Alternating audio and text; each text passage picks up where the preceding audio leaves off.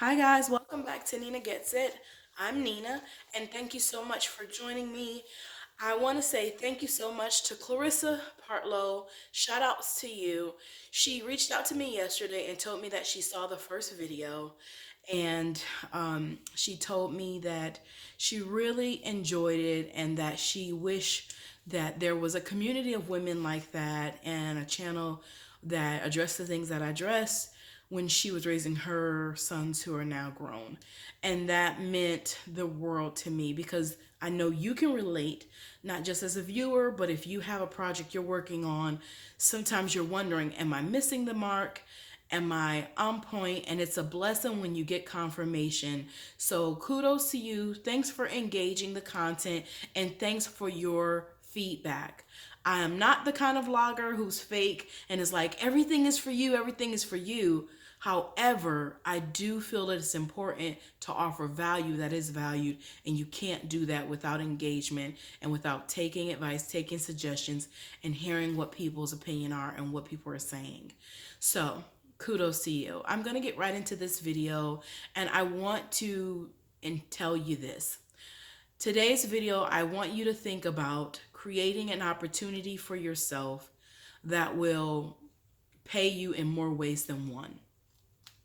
Part of being a freelance writer is that when you're starting out, you're trying to figure out, how do I build a portfolio when I don't have clients, when I've never written before in this capacity, when I've never done this kind of work? How do I create, opportunities for myself? How do I do that? And it's a challenge. It's a catch 22 because now you're trying to, you're trying to create credibility. You know what happens behind closed doors. You know what people are coming to you for. You know what the emails are saying and what they're reaching out to you for. But how do you do that, right?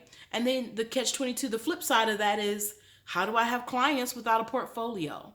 And so that's why that was another reason why I started my blog, is because I said, Nina, you're encouraging the moms in your single moms group to be the CEO and to start that business and to do the things that they know God has called them to do.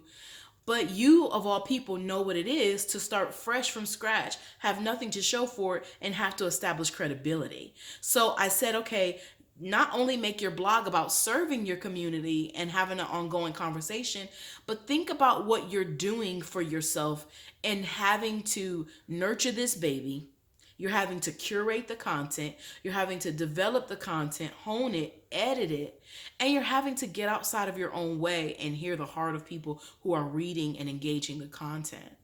And you watching this video, you have something in your hand.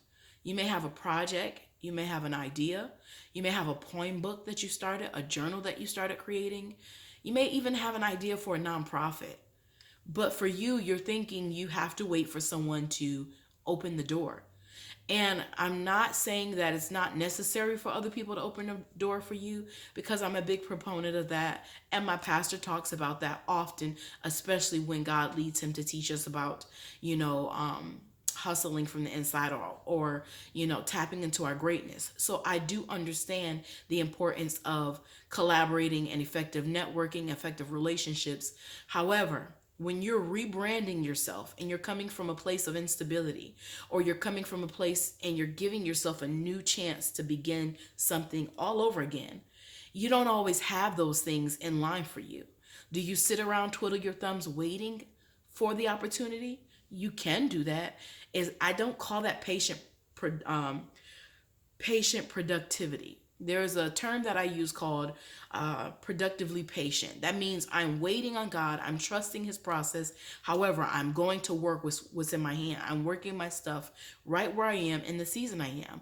So I want to have you go today to find that thing you started and to say to yourself, how can I use this as a launch pad for what I have, what God has for me? How can I use this to work this so that I am creating credibility, that I am showing what I'm capable of? I'm establishing and displaying my capacity, my potential. How am I doing that? So for me, my blog may not have all the bells and whistles of some of the people who I look up to. And that's fine. I can learn from them, but I also take and put my own touch on it and have to realize that their chapter 15 is my chapter 2. You know, they are further in their story, further in their journey than I am. And so it's okay for me to be right where I am, learning. And it's the same thing for you. Work what's in your hand. Work what's in your hand. Use it to create an opportunity for yourself. There's a story in the Bible about Jesus and the man at Gethsemane, or no, I'm sorry, I'm getting it mixed up. The man who sat at the pool waiting for someone to put him in for the water because there were medicinal properties in that water. Every time it sprang up, people would go in and get healed. He was waiting for someone to put him in the water. Jesus looked at him and said, "Do you not want to be healed, or don't you want to be healed?" And he started to give Jesus the reasons why he hasn't been healed yet. Jesus didn't go pick him up, carry him over to the water. He didn't even say, "Hey, you guys, come over here. Let's go help this man out." Instead, he said, "Pick up your mat and walk and go get in there." In other words, let your faith go to work for you and create action in your life that's going to produce results for yourself. Stop just waiting for someone else's platform.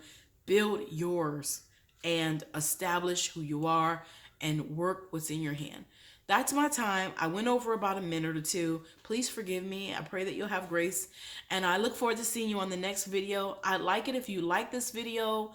Feedback is always a blessing, and you may be the very next name that I shout out in the next video. Subscribe for me. And if you know a single mom who's waiting for someone to give her a chance, send this to her as a way to encourage her to work what's in her hand so that she create those opportunities for herself. Tell her to move in action and move in faith and to trust the process. Bye, guys. Until next time.